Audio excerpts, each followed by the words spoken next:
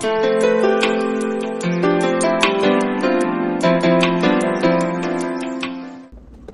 and welcome to How Not to Make a Smoothie. Here I've laid out a bunch of Tupperware that I'm just going to pour a bunch of random frozen fruit in.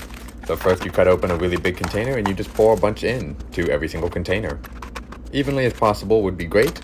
So now we've got some frozen raspberries. The first mix had like some mangoes and strawberries and other random stuff. Now we got some blueberries. Most of these packages are like 16 ounces to possibly 32 ounces. That's some frozen kale. I really just saw it in the frozen aisle and I was like, may as well grab it. Then some spinach. This was fresh spinach until I put it in the freezer. And what else? We've got now just regular frozen strawberries. I think I had a little bit left over from before. And then I'd buy fresh bananas and chop them up or break them in half and then toss them in Tupperware and freeze them.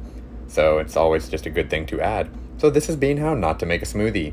So basically I'm just preparing about 8 ounces per container and having it ready and prepped so I can toss it in the smoothie right quick.